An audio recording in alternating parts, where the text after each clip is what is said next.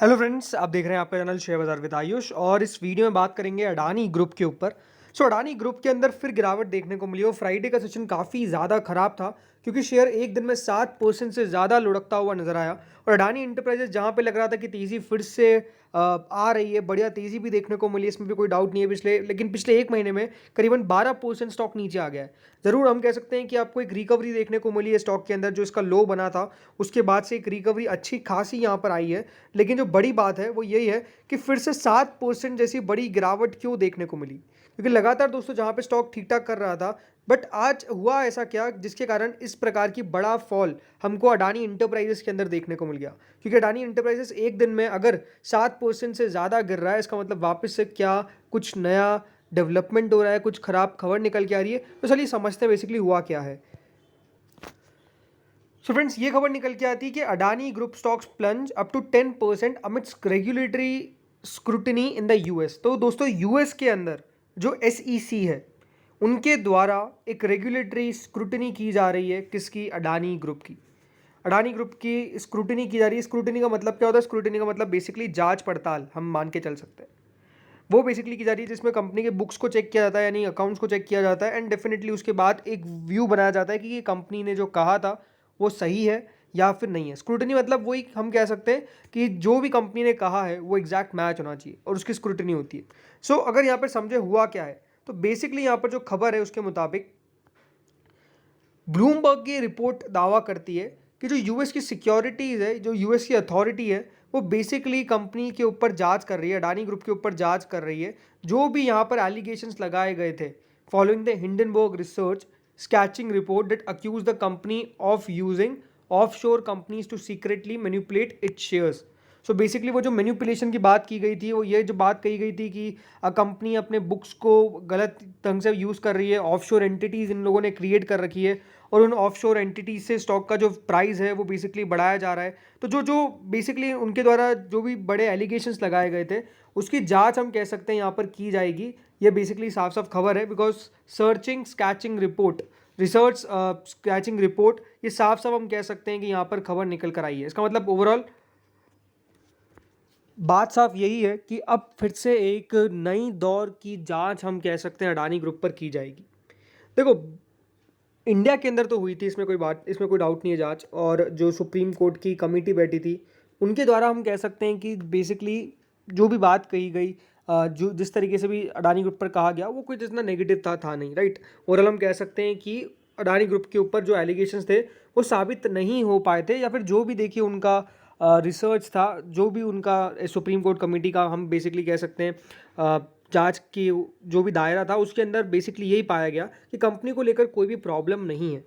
लेकिन अब हम कह सकते हैं कि ये जो यूएस की जांच होगी ये काफ़ी निर्णायक होगी, मतलब ये लास्ट हम कह सकते हैं जांच है। बिकॉज इस जांच के अंदर अगर कुछ निकल के आता है तब तो बहुत नेगेटिव है, लेकिन अगर इस जांच में कुछ निकल के नहीं आता है तो फिर अडानी ग्रुप के ऊपर उंगलियां नहीं उठ पाएगी। बिकॉज यूएस की अगर सिक्योरिटी वहाँ पे जो रेगुलेटरी फर्म है वो अगर दोस्तों कंपनी के ऊपर जांच कर रही है तो बिल्कुल उसके बाद उंगली किस पर उठा सकते हो, राइट। तो मेजर इंपॉर्टेंट बात यही है कि मार्केट्स ने गिरावट क्यों दिखाई। मार्केट्स ने गिरावट इसलिए दिखाई बिकॉज जो कॉन्फिडेंस देखिए हिंडनबर्ग ने शो किया था, राइट। आपको पता ही है कि हिंडनबर्ग का जो कॉन्फिडेंस था वो अपने आप में काफ़ी ज़्यादा हाई था, इसलिए स्टॉक इतना गिरा। अदरवाइज इतना कोई गिर पाता है क्या कोई शेयर? और इसीलिए जो पहले भी उनके द्वारा कहा गया था कि आप हमारे ऊपर केस करिए, यानी जो हिंडनबर्ग ने कहा था कि अडानी को कि हमारे ऊपर केस करिए, देखते हैं कि यहाँ पर कौन सही है कौन गलत है। और वही बेसिकली अडानी ग्रुप ने कहा था। अब देखते हैं अब यहाँ पर जो जांच हो रही है इसको लेकर हिंडनबर्ग के जो फाउंडर है नेट एंडरसन, उनकी तरफ भी साफ साफ जो बात कही गई वो यही था कि ये फिर से एक्टिव दिख रहा है। मतलब उन्होंने साफ साफ कहा major development the US department of justice in the SEC are probing Adani according to Bloomberg. यानी बेसिकली वो इस रिपोर्ट के बारे में बताया उन्होंने कि हाँ यहाँ पे जो खबर आई है वो काफ़ी इंपॉर्टेंट है।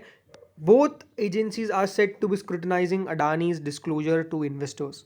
तो अब बात यही है कि जैसे मैंने कहा कि ये मान लीजिए फाइट जो होती है, अगर 2 से 3 राउंड भी होते होंगे तो ये थर्ड राउंड है, मतलब ये लास्ट राउंड है मान के चलिए। लास्ट राउंड में जो भी होगा, अब कोई विनर निकल के आएगा या फिर कोई लूजर निकल के आएगा। देखा जाए तो हिंडनबर्ग तो अपने लिए तो प्रॉफिट कमा चुका है, राइट। अब तक तो कोई हिंडनबर्ग इनके शेयर्स को जो भी ये शॉर्ट करके नहीं बैठा होगा, अब तक तो प्रॉफिट बांध ही लिया होगा। लेकिन बड़ी बात यही है कि इससे होता क्या है ना, इनको तो ठीक है कोई नुकसान नहीं है, लेकिन जो इन्वेस्टर है जिन्होंने हाई वैल्यू पर शेयर्स ले रखे हैं, राइट, अभी भी अगर जिन्होंने यहाँ पे ऊपर शेयर्स ले रखे होंगे वो फिर से लॉस में आ गए। और अब पता नहीं कि दोस्तों यहाँ पर जो खबर है वो क्या वापस से नहीं निकल के आएगी, बिकॉज रिएक्शन जो हम न्यूज़ पे देखते हैं वो न्यूज़ वाला रिएक्शन बहुत ख़राब होता है, बिकॉज स्टॉक बहुत ज़्यादा उसके ऊपर रिएक्ट करते हैं, एंड देन उसके बाद उस खबर की अगर सही भी हो जाती है, मतलब मान लीजिएगा कि खबर ये निकल के आ जाती है कि अडानी ग्रुप के अंदर कोई दिक्कत वाली बात नहीं है, तो मैं तो आपको ये भी कह सकता हूँ कि ये स्टॉक जो है वो एक दिन में 10% ज़्यादा ऊपर चढ़ जाएगा, बहुत ज़्यादा चांसेस है।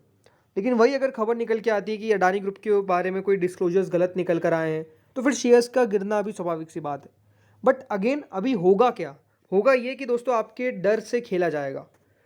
तो अगर आप ट्रेड करते हैं स्टॉक्स के अंदर तो याद रखिए थोड़ा सा मैं यही कहूँगा कि प्राइस को देखकर सबसे पहले तो ट्रेड करें और चार्ट को देखकर ट्रेड करें। दूसरी बात क्या है, जो नहीं ट्रेड करना चाहते अडानी ग्रुप में वो बिल्कुल दूर ही रहे, बिकॉज यहाँ पर ट्रेडिंग बहुत इंजूरियस हो सकती है। इंजूरियस मतलब ये कि आपका पैसा बना भी सकती है और पैसा काफ़ी डुबा भी सकती है, बिकॉज होता क्या है ना, इस समय पे बहुत ज़्यादा हावी रहता है फियर, और जब फियर रहता है तो बिल्कुल दोस्तों पैसा जाने का बहुत बहुत डर रहता है। दूसरी बात, जो लॉन्ग टर्म इन्वेस्टर्स है उनको क्या करना चाहिए। अब देखो स्टॉक की अगर हम सबसे पहले चर्चा करें, गिरावट तो हुई है, गिरावट अच्छी खासी हुई है स्टॉक के अंदर, मोर देन 168 पॉइंट्स गिरा। दूसरी बात क्या थी कि जो उस दिन का लो था वो 2163 का था। कितने का था? 2163 का। एंड 2163 का लो दोस्तों, उसके बाद अगर स्टॉक 2229 पे क्लोज दे रहा है, इसका मतलब यही बात है कि अपने लोस के तो बहुत नज़दीकी क्लोज दे रहा है। लेकिन इंपॉर्टेंट क्या है कि जो उस दिन का लो है 2163 का, 2163 दोस्तों याद रखिए एक सपोर्ट के तौर पे काम करेगा। अगर 2163 के नीचे चले जाता है तो फिर गिरावट और हावी हो सकती है। तो मंडे को बहुत ही क्लोजली देखना होगा। वैसे तो देखिए मंडे को भी मोस्ट लाइकली मार्केट्स नीचे ही है, तो अगर मंडे को भी मार्केट्स नीचे गिरते हैं तो उसमें कितना कंट्रीब्यूशन अडानी इंटरप्राइजेस का होता है वो काफ़ी इंपॉर्टेंट होगा देखने का। ओवरऑल कंपनी के ऊपर तो देखा जाए तो कंपनी की तरफ से इस पर कोई क्लैरिफिकेशन निकल कर नहीं आया है, निकल के आ जाता तो ज़्यादा बढ़िया रहता। बट ये बात ज़रूर है कि पिछले कुछ समय के अंदर अडानी इंटरप्राइजेस फिर से थोड़ा सा तेज़ी से नीचे आया है। जहाँ लग रहा था कि 3000 के लेवल्स को फिर ये टच करेगा, लेकिन अभी तो थोड़ा सा वो 3000 का लेवल दूर दिख रहा है। बट हाँ ये बात है कि अगेन इन लेवल्स पर भी क्या लेना चाहिए। तो देखिए बात साफ है कि अगर कुछ और ख़राब निकल के आ जाता है तो फियर और ज़्यादा होगा और लोग बेचने निकल जाएंगे। तो इसलिए बेहतर अभी यही है कि वेट एंड वॉच करिए, जब तक सिचुएशन क्लियर नहीं हो जाती ना तब तक कोई हमारे पास आखिरी और पहला स्टॉक थोड़ी अडानी इंटरप्राइजेस। तो अडानी इंटरप्राइजेस में कोई लेने वाली बात नहीं है, अभी स्टॉक को लेना बिल्कुल भी नहीं चाहिए, बिकॉज जब तक इसके ऊपर नेगेटिव खबर निकल के आएगी तब तक स्टॉक के ऊपर रिएक्शन काफ़ी नेगेटिव हो सकता है। तो वेट एंड वॉच करना है, बेटर यही है। बाकी 2163 2165 का मान के चलिए सपोर्ट है, देखना होगा कि 2165 के नीचे क्या ये चले जाता है। अगर निकल जाता है तो फिर तो अपने आप में काफ़ी तेज़ी से नीचे गिरावट हो सकती है, इसकी पॉसिबिलिटी दिखती है। बाकी इस वीडियो में तो इतना ही था। आप लोगों को क्या लगता है, क्या अडानी ग्रुप फिर से क्लियर और कट बाहर निकल के आ सकता है, या फिर अडानी ग्रुप के ऊपर जो जांच होगी उससे स्टॉक में और गिरावट देखने को मिलेगी? आपके टारगेट्स क्या अडानी इंटरप्राइजेस को लेकर कमेंट सेक्शन में जरूर बताइएगा। Thank you friends for watching this.